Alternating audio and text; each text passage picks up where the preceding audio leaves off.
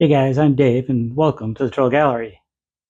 Today we're going to check out yet another spray gun.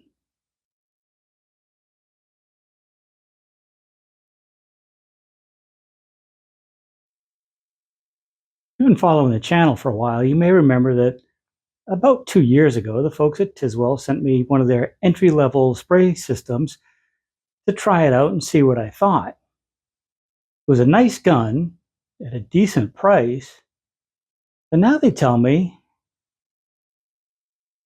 they've got another option that's even more cost-effective. I haven't even opened the package, but I'm kind of excited because I know how much or how little this gun costs. Let's go ahead and see what it looks like and start to put it through its paces. Every good review should start with an unboxing. Okay, let's really get into it. The first thing out of the box is the gun itself. It's a self-contained unit, and the nice thing is that it's designed to stand upright on its own. Next out is the viscosity cup and the instruction pack. In the cup of the gun, there's a secondary spray nozzle. The two nozzles are different colors, which I'm guessing allows you to easily see which one is mounted in the gun. After opening the instruction pack, I found a cleaning brush and a pin. It may not be fancy with a lot of accessories, but I think it'll get the job done. Like most guns I've used, this gun allows for 3 spray patterns, and they're controlled by positioning of the nozzle. With the fins of the nozzle up and down, you get a horizontal pattern. With the fins at 45 degrees, your pattern is closer to a circle. And with the fins side to side, you get a vertical pattern. The easy way I remember which is that I have the fins pointing in the directions I plan to move the gun. And I almost never use the circular pattern, but maybe that's just me. The owner's manual is, well, vague. There's a large and a small spray nozzle, but there's no mention of which should be used for what. After a little digging, I found out that the orange nozzle is 1.5 millimeters and the black is 2 millimeters. Since I'm starting with latex primer, I'm guessing the larger nozzle would work best. Before I spray, I need to thin my paint. The instructions tell you that your material should run through the viscosity cup in under 120 seconds. If you've never used a viscosity cup, what you do is completely submerge it in your finish and start your timer as you pull it out. Time stops not when the cup is empty, but when the stream of fluid breaks. Something like this. It's best to strain any finish before you spray, especially if the can has been used before. These disposable filters do a great job of catching debris before it gets into your gun. And if you're thrifty like I am, the filters can be washed out and used more than once. Now that you've filled your cup, and it holds 500 milliliters or about 20 ounces, they can be screwed onto the body of the spray gun, and the gun can be plugged in. When using any new spray system, it's best to first test on a panel to check your spray pattern. Now we can turn on the gun and give it a shot. Out of the box, the flow is heavier than I like, but I can adjust that with the flow control wheel on the trigger. After a few tries, I get the spray to a flow that looks good, or at least one I could start with. I painted all the pieces for a project I'm working on.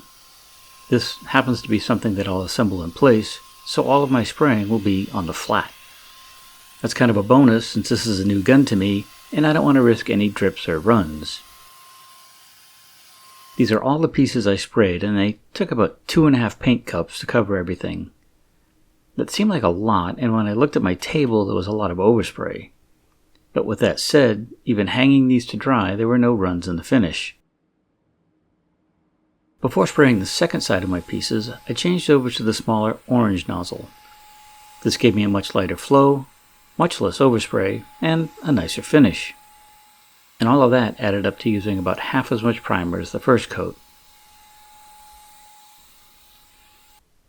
One thing I did notice is that this gun is prone to what I call finish boogers. It may be hard to see here, but Where the needle comes through the nozzle, it gets clogged quickly.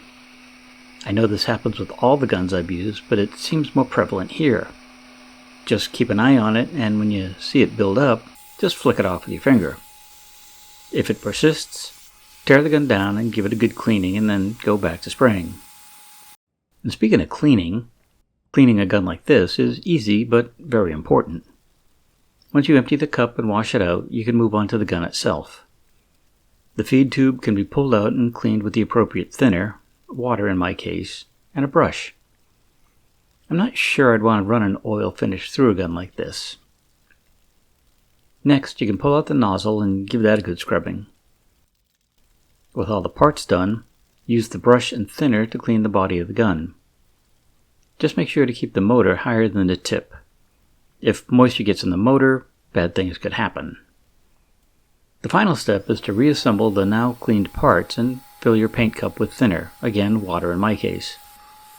Now just pull the trigger, forcing the thinner through the system until your cup is empty. This should remove any remaining residue. This is the finish I got after spraying 2 coats. It's surprisingly good considering the price of the gun, but I don't just spray latex paints. Let's see how well it does with the water-based urethane. Before spraying, I turned the flow down a little more and gave it a shot on a different project. The urethane flowed out well and maybe even better than the paint.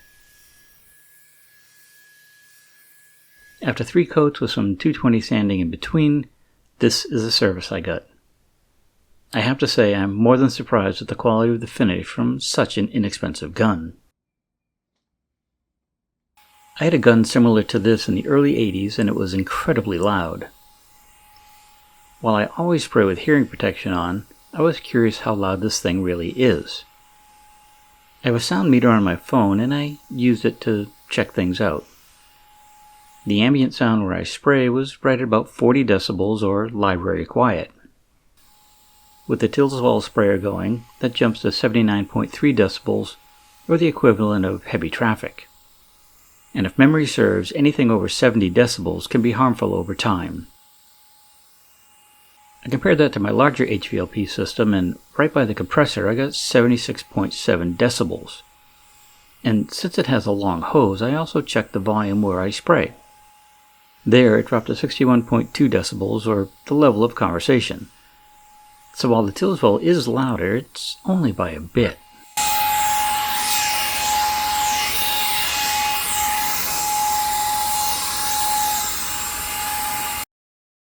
I've used the Tiswell Dream 400 on both a painted and clear coat finish.